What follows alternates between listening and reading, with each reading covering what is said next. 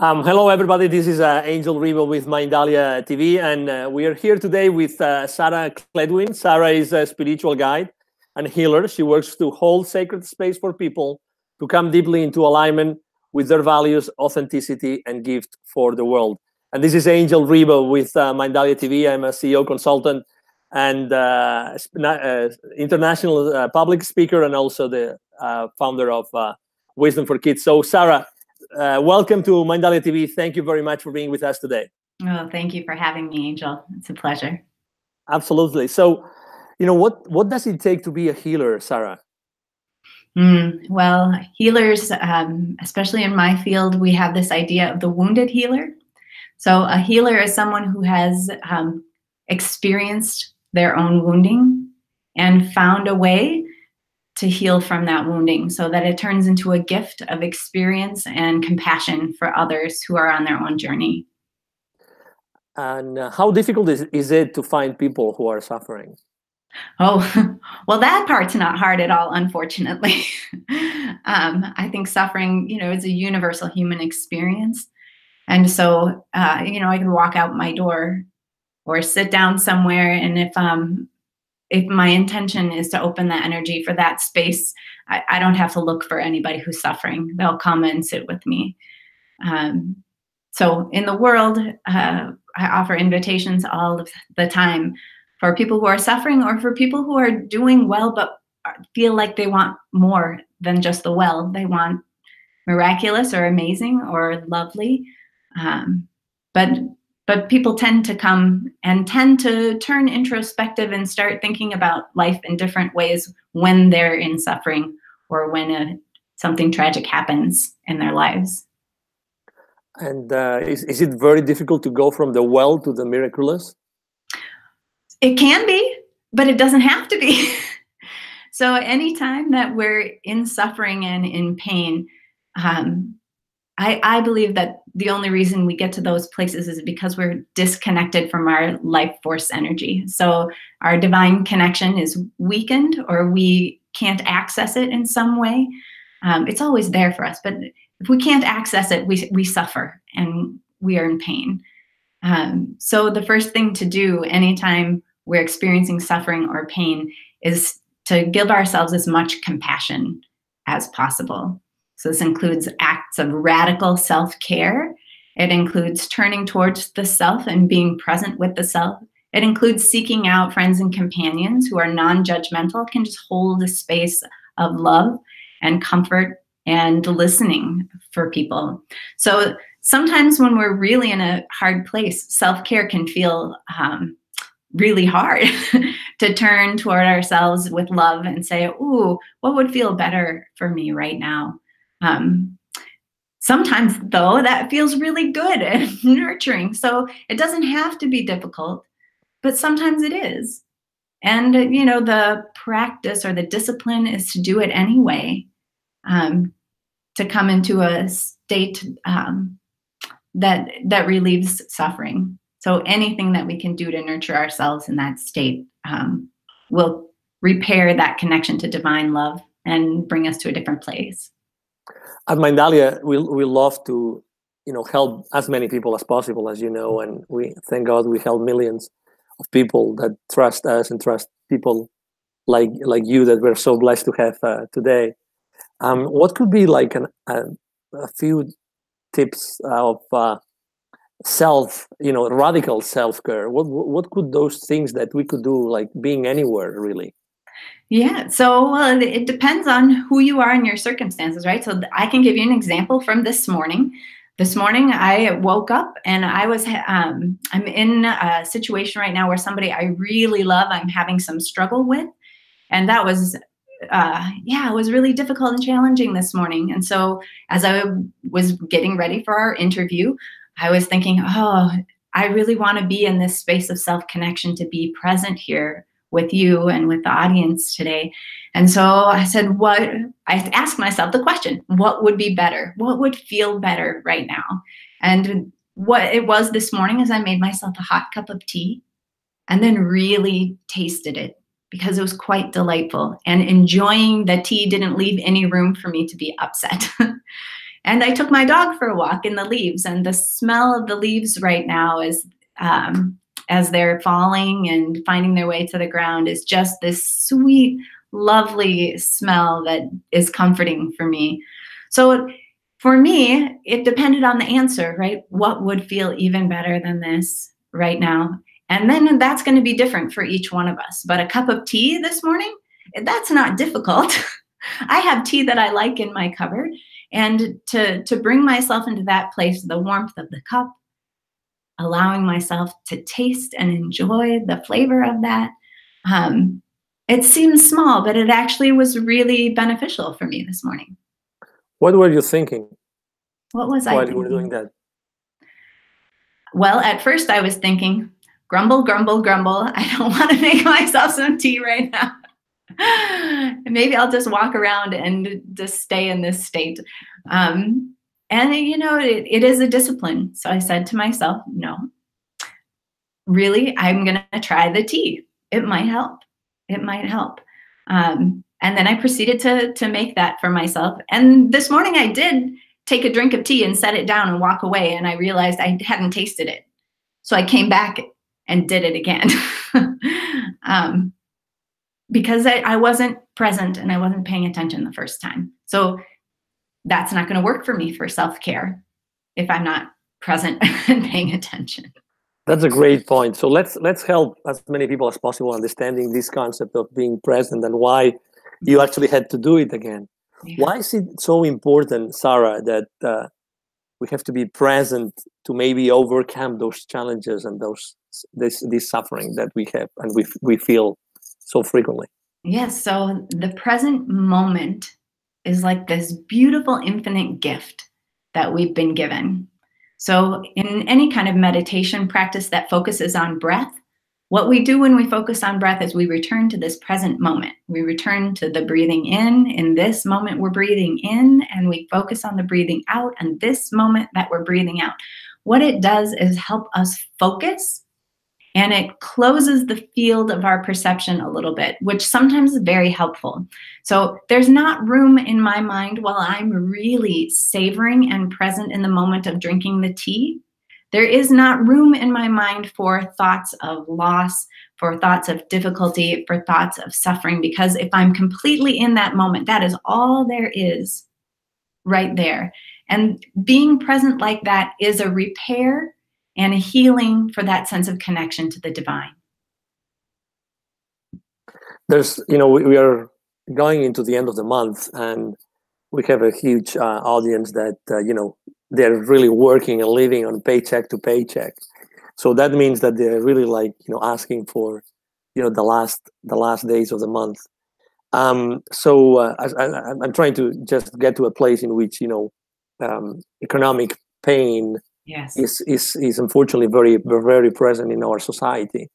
What could be something that we could do easily when we get up in the morning and we think, oh my God, I'm going to run out of money, or I cannot pay for that bill? Well, I really feel so compelled to help all these people, Sarah. Yeah, so that's a challenging one, because as we know, if we're worried about our very survival, we are really in disconnection with the abundance of the earth, with the abundance of life, what it can be. When we're not experiencing that ourselves, or when our attention is focused on what's missing or what we don't have, that is a place of suffering. And so again, so this takes exquisite care, Angel, because when we're in that place of grief and suffering, we have to be so tender with ourselves. It doesn't help to say, oh, just don't worry about it. We're in a universe of abundance. You'll be fine, right? That's not helpful. To feel what we're really feeling. Are we worried? And to make the choice then to do something that feels generous, right? So self-care ultimately is an act of generosity to ourselves and love to ourselves. And it doesn't cost anything to do that. It costs maybe our attention and our presence to do that, but it certainly doesn't cost money to do that, to be generous with ourselves, which again, it repairs that connection to divine source. It puts us in a different mind space. We can be generous to ourselves and we can be present with that. Sometimes we can get ourselves to a place of generosity with others that doesn't depend on money. Sometimes it's difficult to be generous with oneself, maybe because of the same reason why it's difficult to be present, right? Yes, I think But maybe making the effort to be generous with someone else, that can help. that can. Yes, you know, I've worked in my life in lots of different places, and one of the places that I worked was with homeless population here in the States. And you know, so some of those folks, they don't have anything. They don't have a place to stay. They don't know where their food is coming from. And they're some of the most generous people that I have ever met. They don't really have anything to lose. They don't have it. And so to offer each other kindness, or to offer kindness to an animal, those things are very, very important to reclaiming their own dignity. You can't take that sense of generosity away from someone. And when we're in that state where we are really compromised, sometimes we just need another person to help us to get into that place of generosity by really being present with us and loving us. Sometimes that can help us be present to ourselves as well. When we are in that space of creation, how can we? Is there something that we could do to permanently stay, or what would be a day in one of our lives if we work permanently on that present moment, So, like for a day? What would happen to our life? Yes, well, I think we'd be fully enlightened and awakened for that day if we could be in that space. Because I think at that point we would be completely connected to the generosity of the divine, which is an infinite generosity. So it doesn't need to create something to give away. It just has access to everything, and that can flow through, and it can be a gift to us and to others, as kind of multiplies in an infinite kind of way. And I think, you know, the circumstances for us to be connected or disconnected from that are unpredictable sometimes.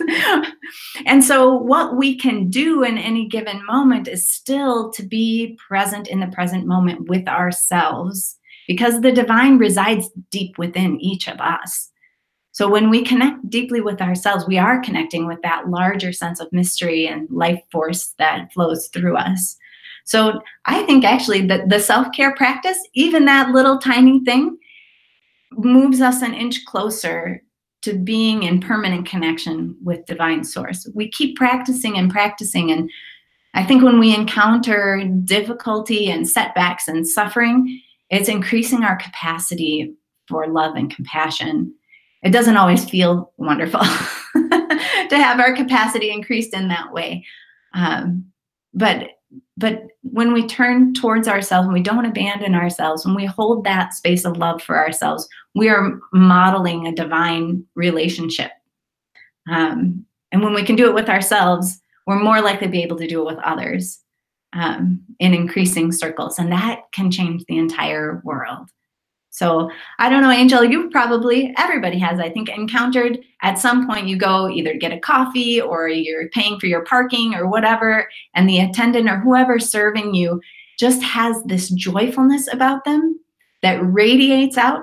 They don't have to do anything. You just being in their presence is enough to change something in you and bring you into a space of closer connection and generosity. I think it really works like that, so that if we are coming close to the present moment and ourselves, we have the potential really to spread that far and wide. And the very seeds of that, the very beginning of that starts when we're in suffering, and not to turn away from ourselves, but to turn towards ourselves with as much love and compassion as we can. Right in the beginning of our conversation, and I didn't overlook that, you explained a very beautiful situation in which you would go out and you would open yourself and you would receive, right? Yes. Could you explain like that a little bit more in depth? Sure. What's that experience, and what do you perceive, and what do you receive, and who do you receive? Yeah, so I can tell you about a time when I was doing some really intentional listening work, and I was doing supervised hours for spiritual guidance in a master's of theology program. And I knew I'd be short a couple of hours. So what I did is I went to the coffee shop and I put a sign on my table. The sign said, "Please come talk to me about something important to you." And then I sat with my coffee, really like making eye contact with people who'd walk by and smiling at them and really offering them an open invitation. And it was amazing who sat down. There was just an invitation there. One person who came to sit down was someone who had moved recently into the state, was attending law school, and he said he'd never felt more alone in his entire life. He was pursuing what he thought was his vocation, and he was having a really difficult time. And so together we could sit there, we could be with the grief of that, be with the hope of what he was coming here to do, to educate himself and bring himself into a place of helpfulness for others. And it was very profound. And we were only there for 15 or 20 minutes, and I've never seen him again. But for me to hold the story of his hopefulness and his bravery and his courage to come to a new place and follow his longing inside of himself, to seek this new profession, that was holy. That was precious. And, since I never got to see him again, I have no idea what it did for him. But by the end of our conversation, we were connected to one another. And we were connected to that greater mystery and that unknowing, right? We don't know what's going to happen tomorrow. But we need to keep walking. Well, we need to. Hopefully, we're walking in faith over and over into that unknown with our hearts open, so that we can create a world where that's possible and where that is a kind of life that people can choose and succeed at. How did you end up doing what you do today, Sarah? So the universe had a plan for me.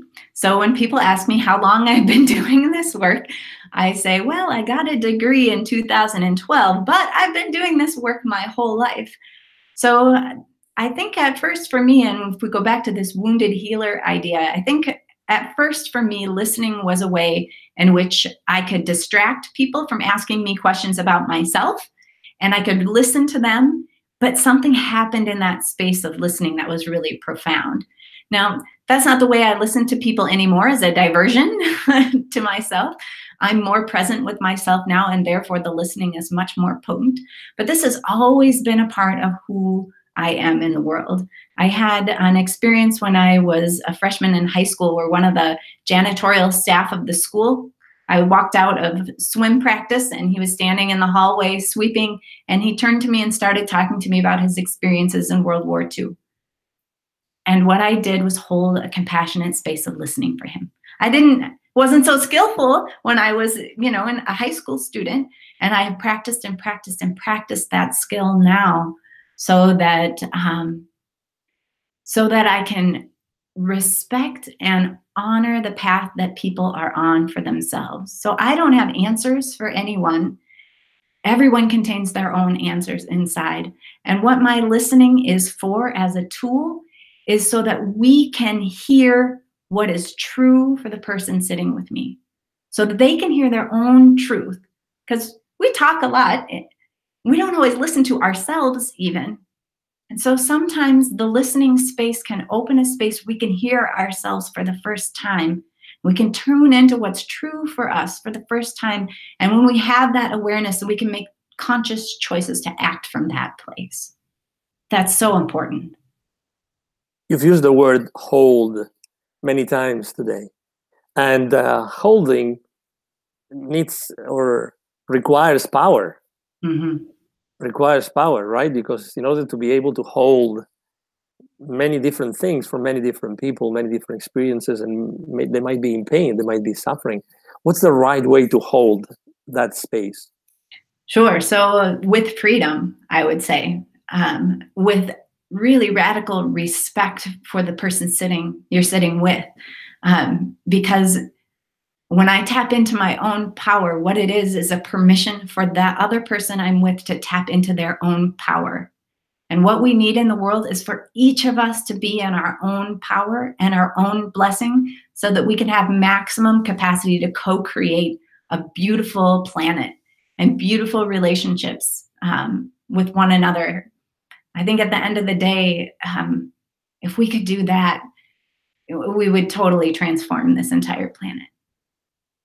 What would be the fastest path to co-create The fastest, well, for each of us to come into complete acceptance of ourselves and in complete love of ourselves and coming back always to that present moment. It sounds, to me, that sounds simple, but it's not simple in actuality to do. It's a constant practice. And, you know, we're not always going to be the best at it. That's why we need to practice. And the wonderful thing is, anything we practice, we get better at. Let's say I start saying to myself, I love myself, I love myself. Is that a good start? Again, you know, we are talking with, I mean, as you know, we are so busy. We have so many things to do. We have to take care of friends, families, things, work, you know, working place, so many things. What's like an easy way to say, okay, so let's go to a place of loving myself? What would be a nice way to start that journey? Sure. Well, you can start with saying, I love myself. A powerful way to try that out is to look at yourself in the mirror and say it to you. Louise Hay recommended that. Look in the mirror and say, I love you. You really mean it. Or what's going to happen to you is you're going to break down in tears, or you're not going to be able to look yourself in the eye, and you can practice. What does that mean? What? As I was thinking, something magical is happening here. As I was thinking what you were saying, actually, I had chills and I saw myself weeping in front of the mirror. Yeah. So why would that happen? Why would that? Well, so when we're present with ourselves, right, and standing in front of the mirror is a different kind of presence. We see ourselves differently when we have that reflection back to us. And let me tell you, it takes a brave and courageous heart to look at ourselves, because we know all of our faults and deficiencies. We know all those places that we don't really like ourselves. We have to contend with all that when we look at ourselves. We look ourselves in the eye and we say with as much sincerity as we can, I love you, Sarah. For you to say, I love you, Angel. And weeping does happen. And so here's how you know that something's happening is you do that, and you do it, and you do it again, and you do it again, and something different happens. So maybe you start weeping or you start with even like I can't even look at myself and do it. But as we practice, we move through a space of healing. The weeping, that's releasing. That's releasing something old and blocked in us that's keeping us from that place of self-love. So I would also say it doesn't have to be this is a powerful practice. It doesn't have to be a practice that takes us out of our everyday responsibilities of how we're going to. So how we do any of the tasks that we need to do, we can do in a way that's loving, and we can do in a way that comes from a disconnected place in us. And I'm fond of telling my clients that anything we do in this world can be a spiritual practice. And the only thing that makes it a spiritual practice, rather than just a thing we have to do for the day, is the attention and intention that we infuse into that activity. So I tell a little story to people. I have children, and when they were very small, there's daily tasks you need to do with your children, like change their diapers, right? No one thinks of this as a spiritual practice, but I could change the diaper in a way that's just a task to be done, and we can do it, and we can do it again and again and again. Or I can take that time to be with my child, to honor my child's body, to gently clean their body and to re-swaddle them. That is an act of love. Again, we're present there in a different way. Suddenly that act is a spiritual practice, and it's holy. Anything we do in the day can be that for us. We just need to be present, pay attention, and have the intention that we're moving to a place of more love. Beautiful. Thank you. Beautiful.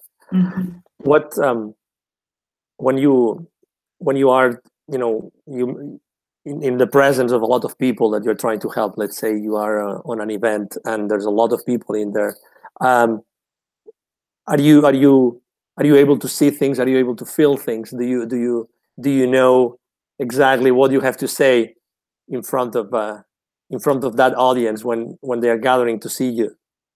Yeah, I would say I feel like I'm in that space right now of I didn't come with a script. We didn't come with a script today. What we're doing right now is we're really being present with one another, right? And I feel that with you today on this interview. And I hope that the audience feels participating in that. So right now we're at an event, right? Right now, this is the event. It's happening in this moment. And so what's rising in me in this moment, I'm not thinking ahead about what I'm going to say. I'm not thinking about how this is going to land for anyone. All I'm doing is tuning in to that deep connected space in me and allowing whatever wants to move through me from the divine out to you to make its way there. And I know and I trust that whatever that is going to be for the highest good. That's the intention I set today before our interview. Highest good for you, Angel, for the audience, for me, for all of life. So I find that this is true in my guidance sessions with individuals and healing sessions with individuals as well. Sometimes I'm very consciously asking, is there anything I need to know right here? And I'll get an intuition, or I'll get a vision, or I'll get a little image or something. And we move with that. Sometimes that's something to share and sometimes it's not, and the universe will let me know what the case is. But yeah, I think that we are all so intimately connected. Our soul force is all so intimately connected. We really can't get away from each other. There's really no such thing as the separation that appears to be real in our world. Yeah, so that tapping into that place gives me the voice. And I know for certain that the audience is receiving something that they really need. That you, Angel, are receiving something you really need. And I as well am receiving something that I really need, because that's what happens when we're in divine presence. Absolutely. I completely agree with what you are saying. And actually, the way that I personally conduct the interviews with everybody are just from a place of allowing myself to listen, allowing myself. So thank you very much for this. Of the hundreds or thousands of people that you have already helped in your life, what would you say is the most common request that you get from people? Who I'm working with right now are the people that deeply resonate with my words are people who are going through transition. So we're always going through transition and transformation. It's just we can't avoid it. It's a natural process. We grow, physically, we grow emotionally and mentally and spiritually. And so when we encounter spaces and cycles of that transformation that feel very difficult, when we encounter loss or maybe divorce, illness, things like that, it feels like we've been separated out from that life force energy. We move into that place of suffering, and to walk with folks through that place of darkness, which for me is part of a greater cycle. So the darkness isn't, we get scared when we enter that kind of place that we're going to go there and never come out again, right? It's going to be a black hole of suffering. We're going to go in there and that's it for us, which generally isn't true. Generally what happens is we go in there and we are changed. Sometimes we're healed and we come back out different, into a different kind of cycle. So that it's like the cycle of the day and the night. So people who are really in that nighttime cycle, where they have no idea what's going to happen next, they're in suffering, they're in pain, they can't understand why they have encountered this space of loss or transition. Those folks really benefit from having someone sit with them, because our culture is intolerant of grief. It's intolerant of unknowing. We all want to have a plan and we all want to have a checklist and we're going to do that and we're going to be successful and we're going to. So when we're not in that space, we can really feel alone. And a lot of my work is coming close to people who are in that place and walking with them into the new creation that they're becoming. Let's say someone has a deadline, like a deadline, like tomorrow something really bad is going to happen, unless I don't know, unless whatever, unless they find a certain amount of money, Sure. or whatever. Again, money is so present. Yes. It's such a source of suffering for so many people. Mm-hmm. What do you know? What it's difficult to say. I mean, I really wouldn't know what to say. I mean, this gift that you have, Sarah, is so unique. What's the right way to help a friend that comes to you with such a deadline or a similar deadline? Right. So I would say really be present. Be present with that person. If you are in a space of connection, be as connected as you can to your own sense of wholeness, to your own sense that even though, and we were talking before the interview about divine timing, right? That can be really stressful when the universe does not show up on our timeline. It can be very, very stressful, and it can feel like life and death. Sometimes it is life and death. But there's some kind of greater process. So if we can be present with one another to hear that distress, say, we don't know what's going to happen, and to come into that space of connection in whatever way possible, that there is more to this story than our fear. There's more to this story than our imagination about what's going to happen tomorrow. For me, I was in a place of financial distress a few years ago. And what I started doing was a daily practice where I would just say things like, all right, my financial security is not mine.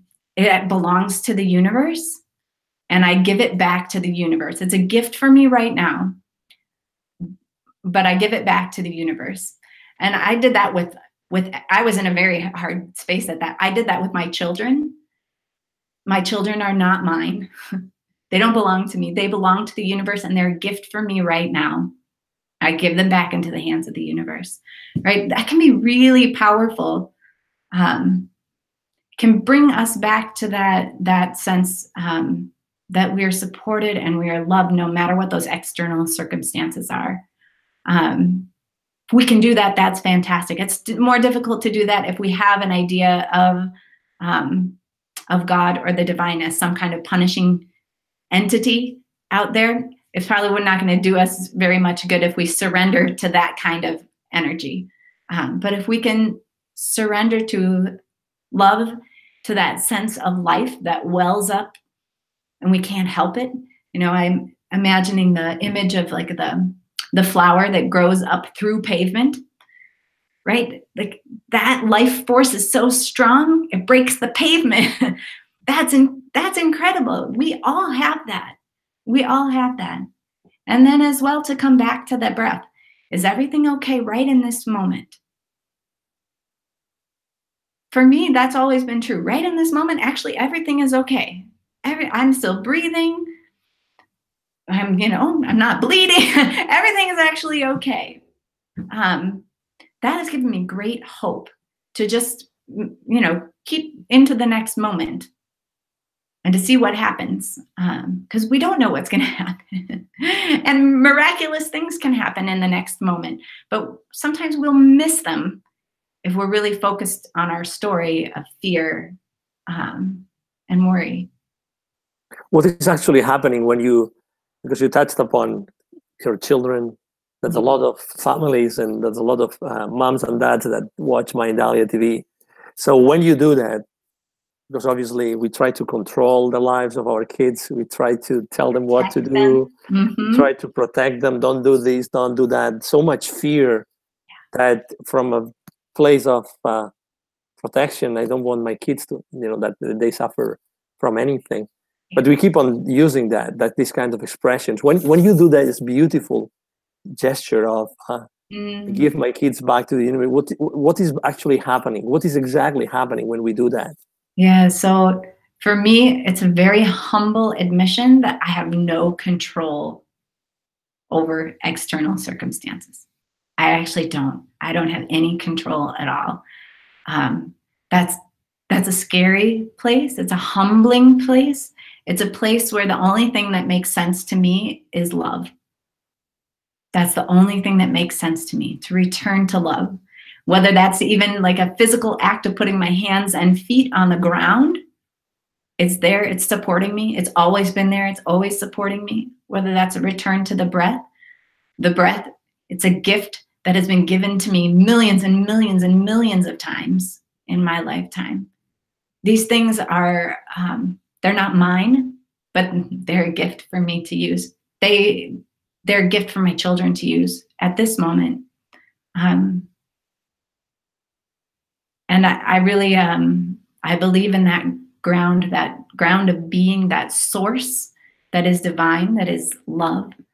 And I think it's a return. Many of the things we've been talking about today, right, are a return.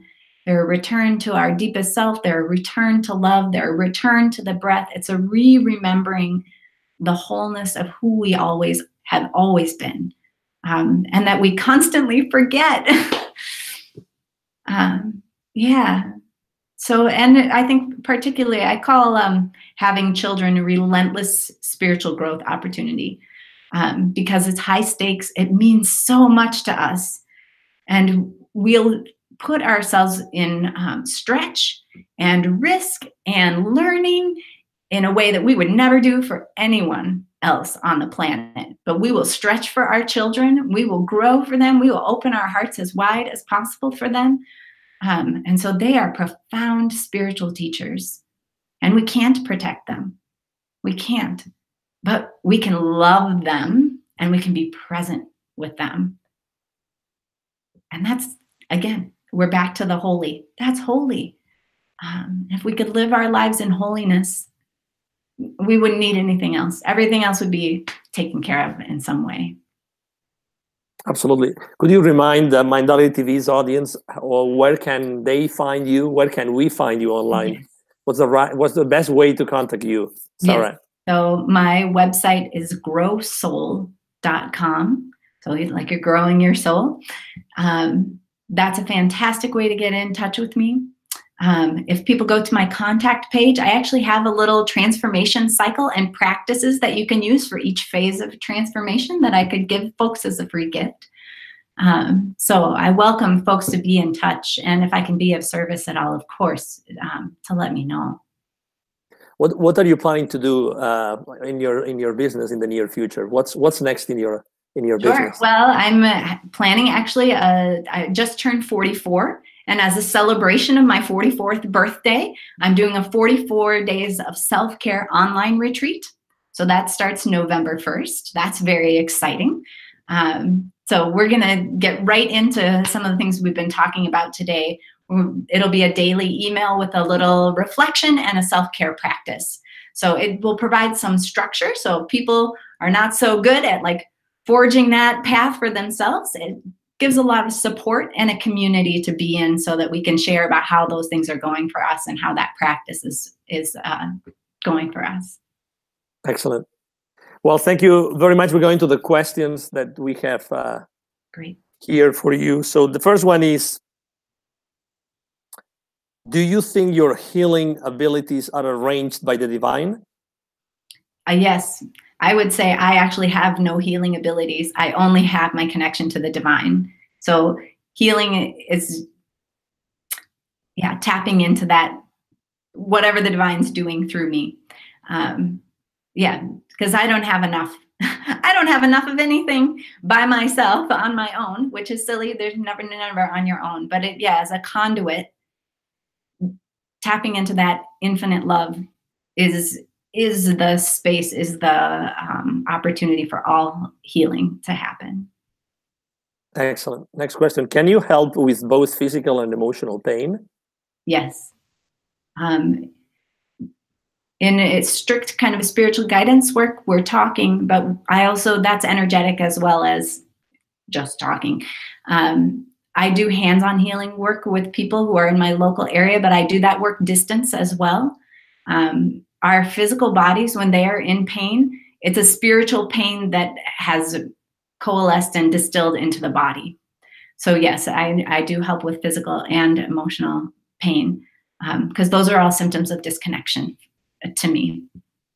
Excellent. Mm-hmm. Next question. Do you have any morning ritual to set yourself this love intention? Yes, I do. Every morning when I wake up, I set an intention with the universe for my highest good. And my highest good is the highest good of all beings. So I say that explicitly. I intend for myself the highest good, and by extension, all beings. Every morning I do that for myself. I have a meditation practice, silent meditation practice as well, that I do every morning. And like I said, all of life is a spiritual practice. I drink tea, I take my dog for a walk. All of these things actually help me to come back into connection with myself. All of those little pieces I consider spiritual practice. Excellent. Next question. What is the proper way to help someone that is mourning? That's mourning? Mm-hmm. Yeah, I think, so this is a tricky one too. I think being present, even being present without saying anything, is one of the most powerful things that we can do for someone who's mourning. When we try to fix it for them or help them or save them from their sadness, we're actually doing them a disservice. What they need in that moment is for us to just be with them in the state that they are in, and to allow that and for that to be okay and to honor that. I think that can be one of the most profound ways that we can help and heal someone who's in mourning. Excellent. Last question. What can you recommend to help deal with anxiety and fear? Yeah, those are big ones, aren't they? They are constant. So one of the tips or tricks that I found that's helpful for me is to not see fear as something that that I'm afraid of. Quite honest, it's a flag for me. If I'm in fear, I say, oh, I'm afraid right now. I must be disconnected from myself. I need to turn inwards again. I call it reeling myself in. So if my mind is in fear, my mind is not in the present moment. That's just true. And so some of the things that we can do as emergency self-care in those situations, Eckhart Tolle recently said, try to feel the energy in your hands. So what that does is it directs the mind. It gives it something to do. It gets us into our physical body. Any of the five senses will do. What do I smell right now? What does my skin feel right now? Any of those things are going to bring us back into the present moment reality, because our body is always in the present moment. And that's a tool for us to use. So if we have fear and anxiety over and over again, if we can come back into the body, back into the present moment, and again, this is a practice. It won't necessarily get rid of the fear, but the fear isn't there to scare us. The fear is just there to let us know, hey, you're disconnected. Come back to this moment. Outstanding. Thank you, Sarah. We've reached the end of our conversation today. I really, in the name of Mindalia TV's audience, in the name of Mindalia and my own name, thank you. Thank you very much for being with us today. It's been such an amazing... It's been such a delight. It's so far, I mean, it's been incredible, really. It's we would have been with you hours and hours and hours, really drinking from the fountain of wisdom that you represent to this world. So thank you. It's been a blessing. And again, this is Angel Rebo with Mindalia TV. Thank you, everybody, for being with us today, and hope to see you soon. Bye-bye. Bye.